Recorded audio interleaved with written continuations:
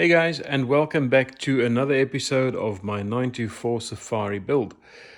In the previous episode, we took off the exhaust and we took off the gearbox and some heat shielding and also disconnected the clutch cable up front there. If you missed that episode, I'll put a link up here for you to follow along and catch up.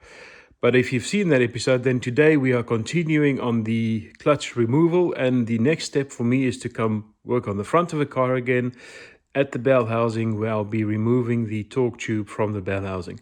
Once we've got that done, we'll open up the bell housing and then we should be exposing the clutch and all its components. So join me under the car and we'll get going.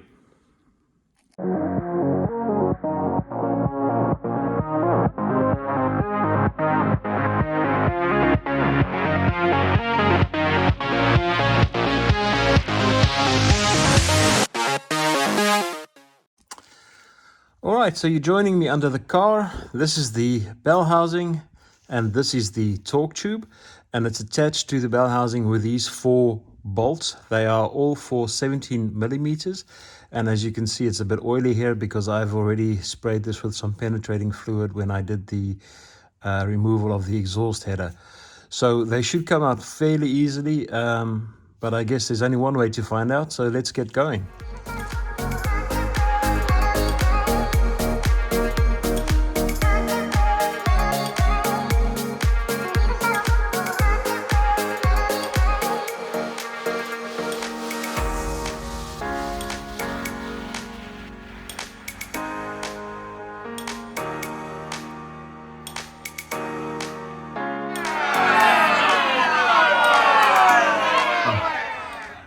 Right, can you see that?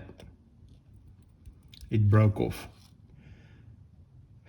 This is the first bolt on this car that I've snapped, and it's in a bad spot, so yeah, not good. But we continue. There are 2 more bolts to get loose at the top. This one is also fighting me quite a bit.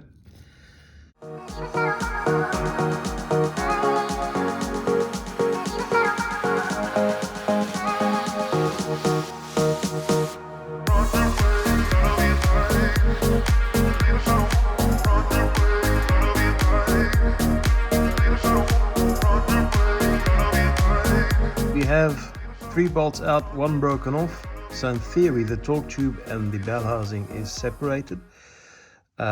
It's still pretty tight, so I'm not able to move it. So I tried with a pry bar in here, but that's not really making any difference. And I'll show you why, because if you pop that pry bar in here, you can see all I'm doing is compressing the release bearing. So that's not going to do the trick to break this free. And in typical Haynes fashion, this is a 1-line statement, right? It says, loosen the 4 bolts and pull back the torque tube. Not quite that easy, especially not when it's 40 years old. But I think what I'll be doing is I'll be going to the back and maybe just pull on the other side of this tube and see if I can free it up. All right, so we're going to try and just pull on this side to get it free on over there. But before I do that, let me just show you guys. I think this is going to foul. So I'm going to take it off quickly and then we'll start pulling on this side of the torque tube.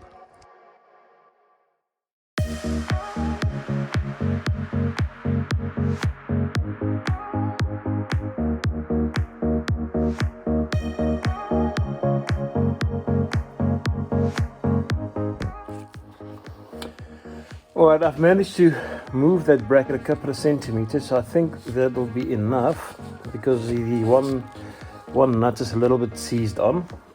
I don't want to break a second bolt today, so now I'm going to see if I can manage to get this torque tube loose.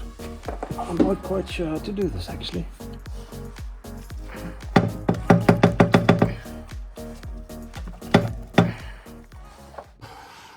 All that pulling in the back did do something. As you can see, there's a slight gap being created here, so I'll just lightly pry it apart with a set of screwdrivers. This one's a bit thick to get into the bottom, but it goes into the top quite nicely, and as you can see, we are getting there. So this is good news. That is the bolt that just snapped off. So it didn't snap off inside the bell housing, but it snapped off at the point where the torque tube sits. So I should be able to get a vise on that. And with enough heat and penetrating oil, I think I'll be able to get it out without too much trouble. So that's good news. What I'm going to do now, I'll just go to the back of the car again and see if I can maybe pull it free now that it's mostly released.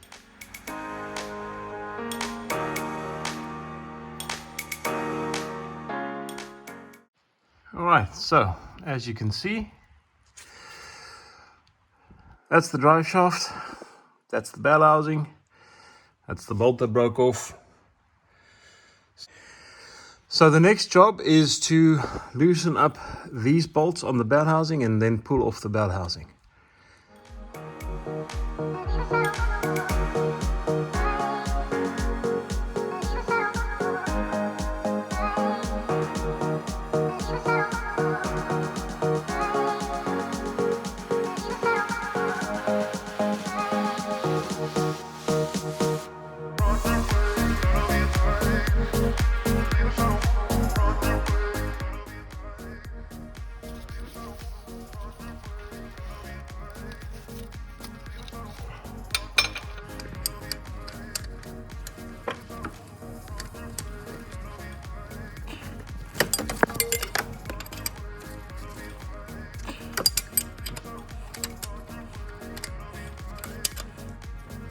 I'm really struggling to get the bolt out that sits just above this arm. I can't get it from below. I'm having trouble getting it from the top because of clearance. So I'm going to try some sketchy moves here. I need to tilt this engine backwards because now that I've got the torque tube removed, it is tilting forwards. I have built a familiar structure here, which is my stool and my little bottle jack.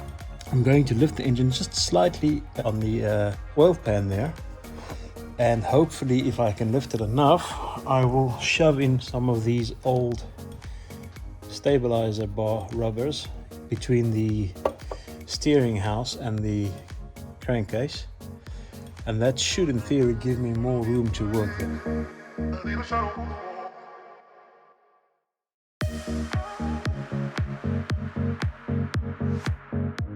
Alright, so as you can see, I've got the little rubber there now between the steering house and the crankcase. So in theory, this should just keep the tilt a little bit better, and maybe I'll get better access to these things I need. Let's hope that works. So here's how I've managed to get this 17mm bolt done. I've got the socket there, I've got a little elbow there and a long extension, and I had my small breaker bar on it, and it did go. It sounded like it might have snapped, which I really hope it didn't.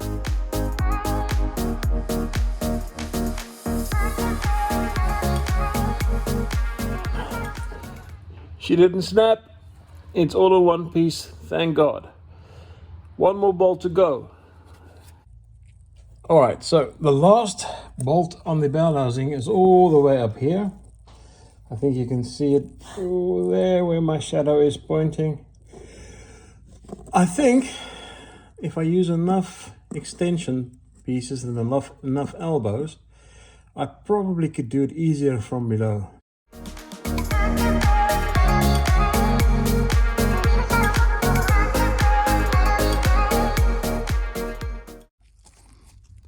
Alright, so now that I've got all the bell housing bolts loose, I realized I skipped a step because I wasn't paying attention. But I don't think it's really an issue. So what I should have done before I did the bell housing bolts was do the pressure plate bolts. I first need to loosen them 2 turns and then take them all out. To do that, I need to crank the engine at the front. So I've got my ratchet onto the pulley there.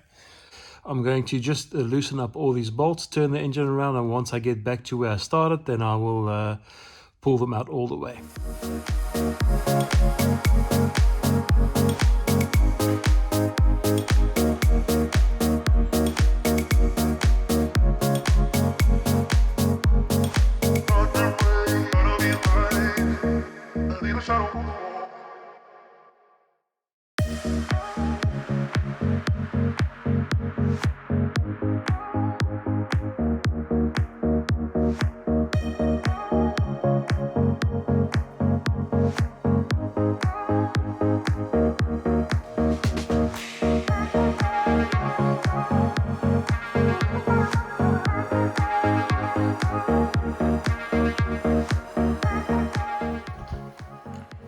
All right, clutch is out, pressure plate's out, and the bell housing is out.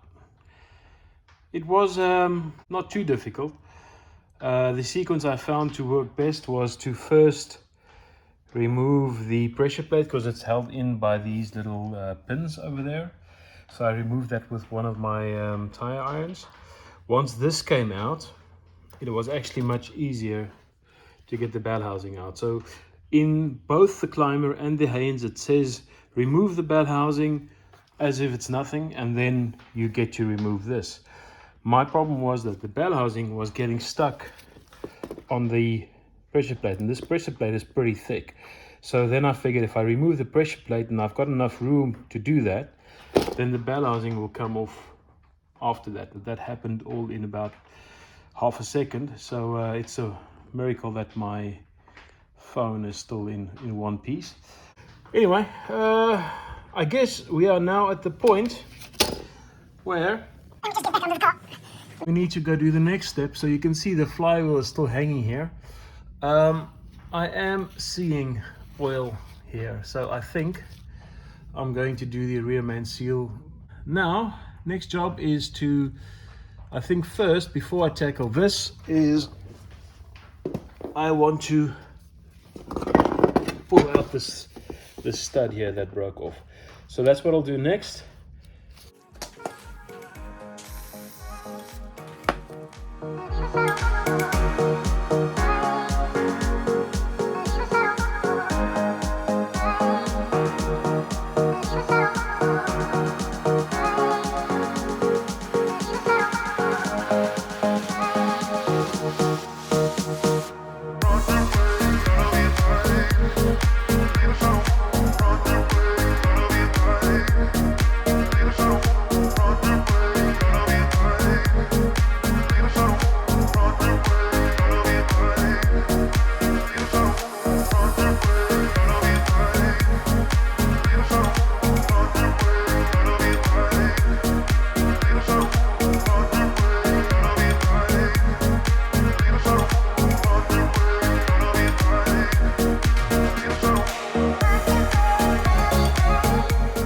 I've been busy with this for best part of 3 hours and I'm not getting anywhere. I haven't even moved it 1 degree. It's so stuck in here. And the problem is you can see that the threads are quite long. So I think if it's rotten all the way through, I just don't have the tools to remove this. So I think I need to go to an engineering works where they have the proper milling equipment to mill this out, and then we'll put a helicoil in there.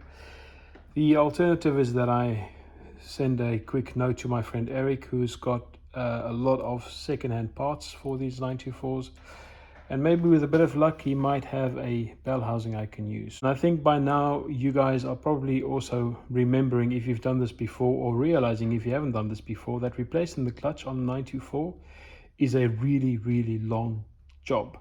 It takes hours and hours and hours and hours. Alright guys, so I'm going to end the episode here because I'm running out of time. I've just had a message from my friend Eric who says he has a spare bell housing for me, so that saves me on the engineering costs. So I'll go pick that up. So what have we got? We've got the clutch out, we've got the pressure plate out, we've got the release bearing out.